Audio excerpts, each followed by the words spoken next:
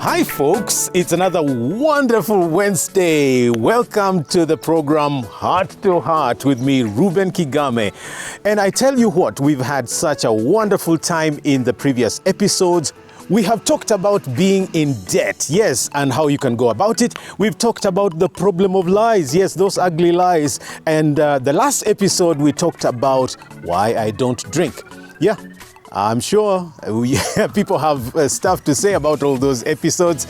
But tell you what, the programs are still here. You can check them out. And if you've not subscribed to our channel, it's a great opportunity for you to do that. Just click, that button, and remember to also click the bell sign so that when the programs are loaded up on the YouTube channel, you are able to get a notification.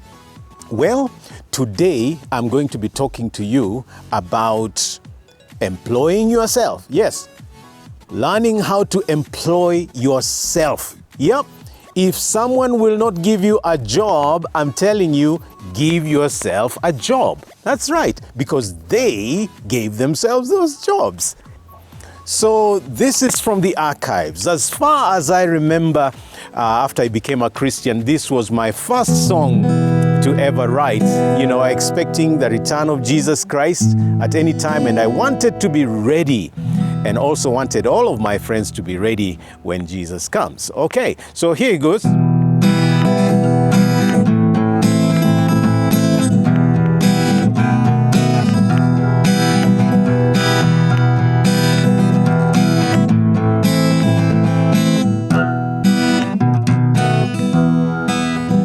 Dalili zaonyesha wazi Bwana Yesu yu aja tena. Ewe ndugu, nawe dada yangu, wenda wapi atakaporudi? Dunia na mapambo yake, jihadhari sikakusitiri. Utapata uzima wa milele au kwenda milele motoni. Milele mimi taishi mbinguni na Bwana Yesu. Uwezo mimi tapewa, furaha tele, amani. Milele mimi taishi mbinguni na Bwana Yesu. Uwezo mimi tapewa, furaha tele, amani. Parapanda itakapolia pembe zote za dunia, zitamwona mkombozi Yesu na uwezo wake wa ajabu. Toka ardhi hata na zuhura, mwenye dhambi hebu tubu sasa. Utapata uzima wa milele au kwenda milele motoni. Milele mimi taishi mbinguni na Bwana Yesu. Uwezo mimi tapewa, furaha tele, amani. Mambo ya dunia ni mapambo yapitayo. Mambo ya dunia ni mapambo, utaangamia ukose uzima wa milele.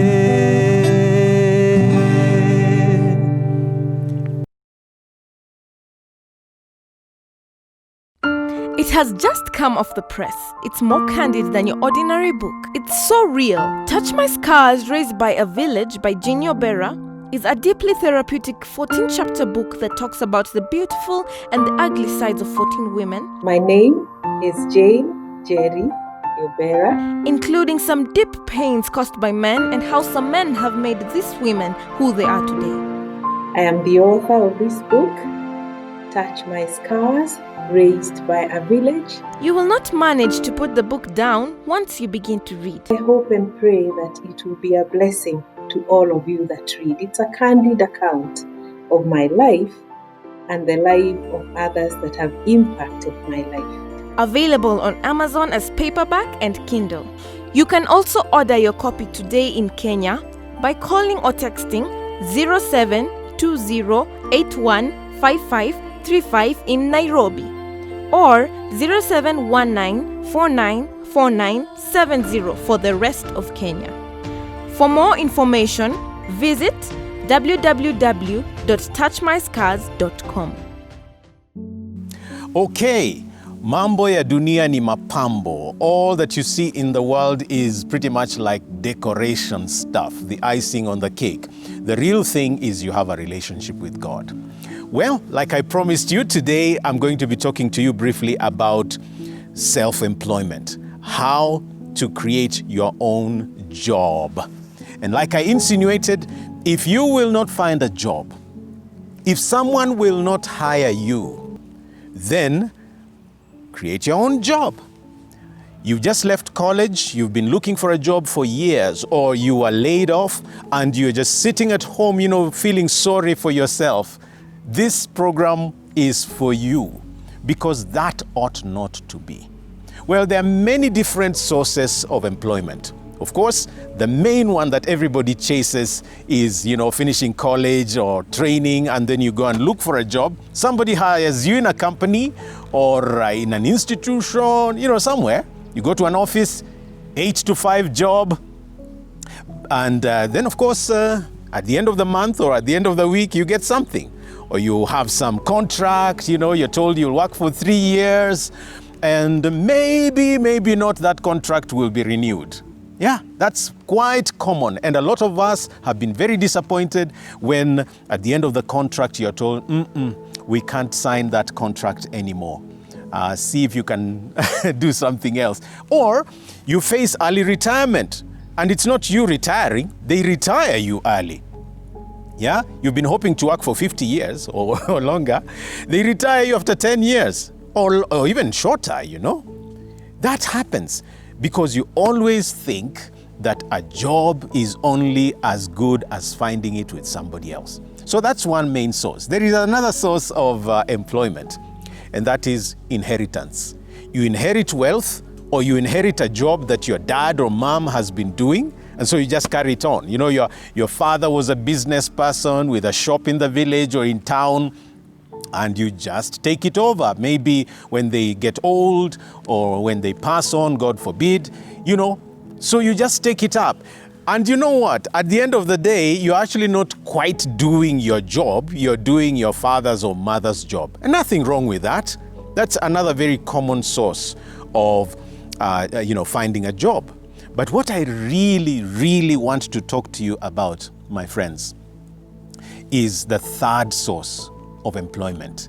And that is your own talent or natural endowment.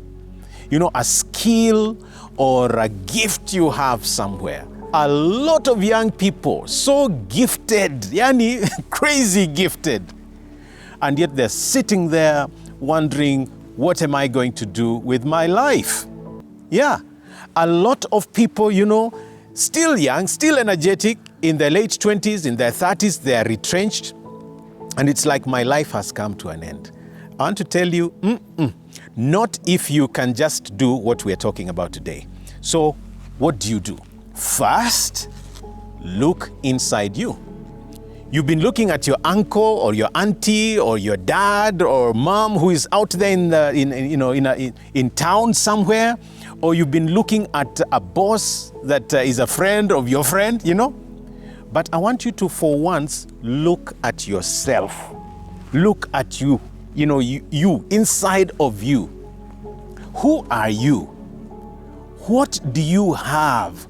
What are these natural endowments? The things that just come naturally to you. Some of you have been in your jobs for so long that you've never looked at yourself, never looked inside of you to see the things you really enjoy doing, but You just keep doing somebody else's thing that they want you to do. Some of you are doctors and miserable. Some of you are teachers and miserable. Some of you are pilots and miserable. Some of you are engineers and miserable because you're doing what you went to school to do. And you're doing because somebody hired you to do it. How about looking inside of you and, realizing, here is something I really enjoy doing. Maybe you've never even thought that you can do it. For example, there are some of you that are in a profession, but you just love sports. For sure, you love sports so much, it comes to you naturally. But in school, you are told that is extracurricular activity. Extracurricular, meaning it's sort of minor and so on. But you know what? People are blowing millions and billions out of sports. Oh yes. And some sports are neglected, Or maybe you are seated there and you remember the school cheering because you had a singing gift. When you stood up to sing in the choir in high school or in college, people paid attention. Or you were such a good dancer. Oh yes. How about turning dance or singing into a job? Yeah.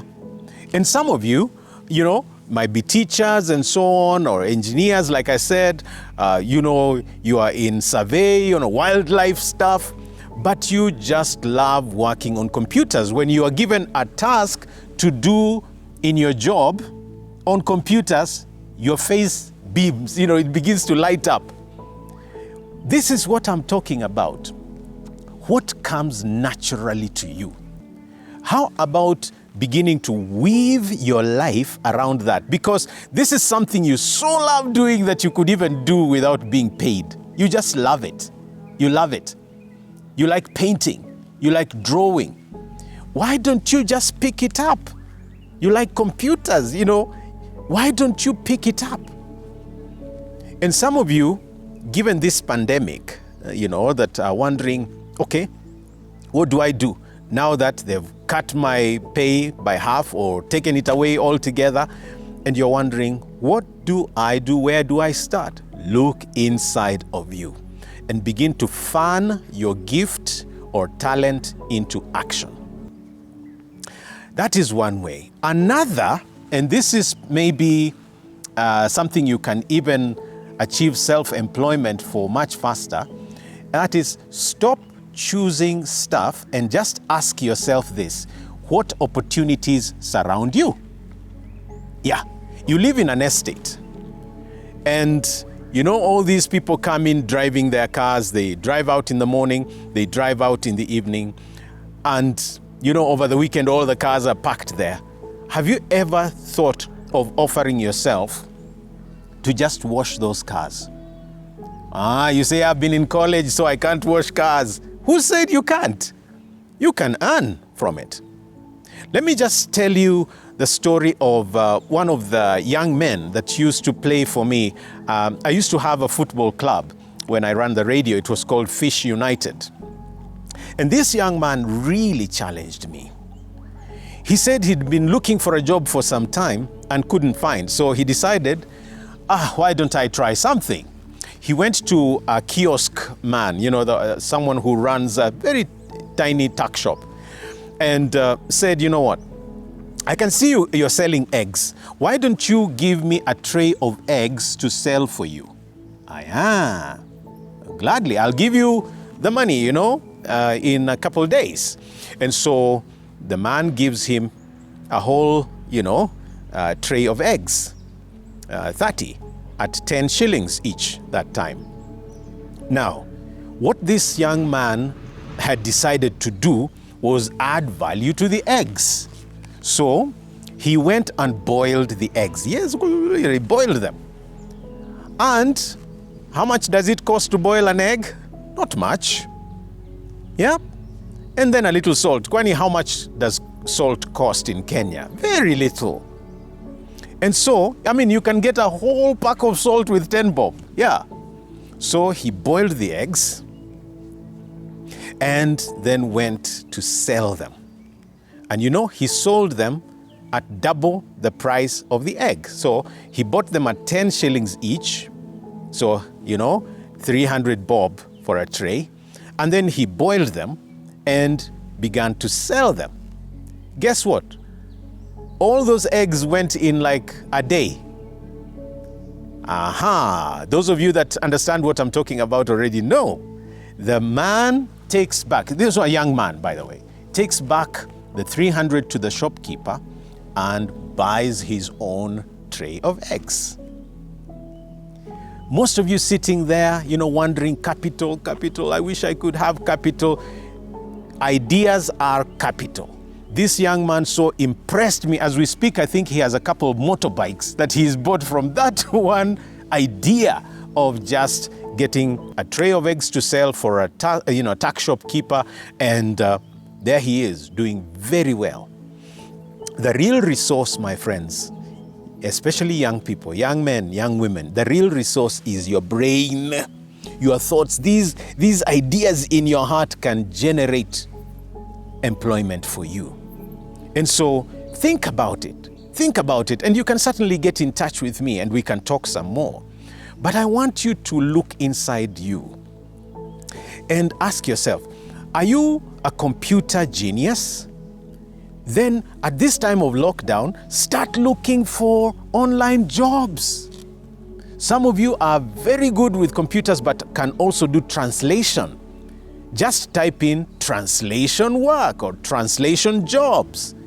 You can translate from your mother tongue to English or to French or to German or to Spanish. Some of you, took a second language in school. Do it, there are jobs, translation jobs. They're there. Yeah? Some of you can go into tourism and begin to, guide those who come to visit your country. You can. And they'll pay you. Some of you are so good with photographs, you get excited every time you see a photograph. Take it up. Start taking photographs in your estate or in your village at a fee, of course. And you can borrow somebody's camera to start with, and then you can buy your own. Slowly but surely, you can make it. You can. I tell you, ideas can breed profits. And once you have gotten a good idea, go for it. And don't be quick with profits. Gain your little profit here and there and grow it. Think about it.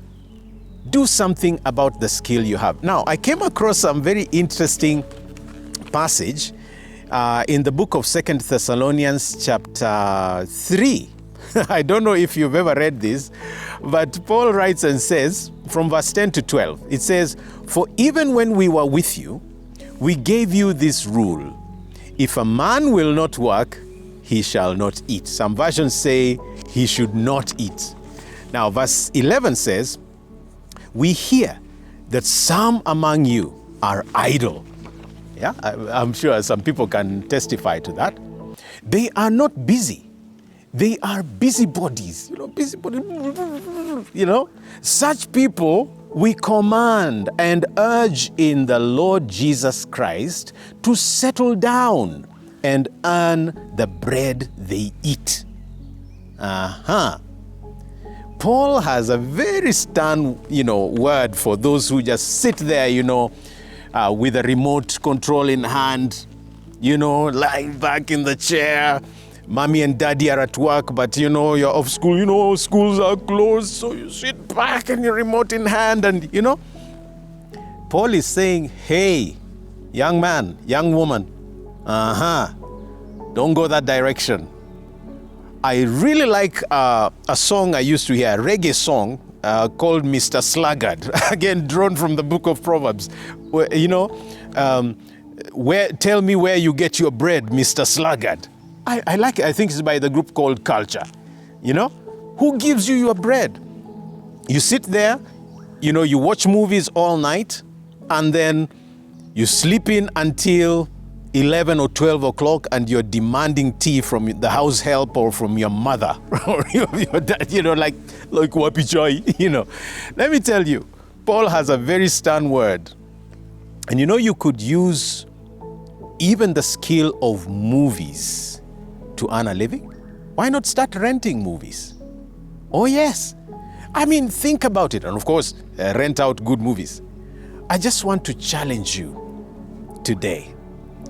In case you're so idle, you don't know what to do, listen to this at least twice and then get in touch and let's talk about how we can certainly find a way out of all these, depression and, sleeping there aimlessly wondering what to do. Okay, folks, that's all I had for you today. I hope that you think about it. And if it's of help, why don't you try something? If you need to talk further, why don't you inbox me on Facebook at Kigame Media? And if you want to follow me on Twitter, my Twitter handle is at Reuben Kigame. On Instagram, you can find me as Papa Kigame. And you know what? I'm also on LinkedIn. You can get me there. Now, in case you have not subscribed to this channel, please go right ahead and subscribe. And leave us a comment there. What do you think of all that we're talking about? Parents, up to you. Take it up. Young men, young women, take it up. Let's meet you next Wednesday for more heart-to-heart talk. Bye-bye.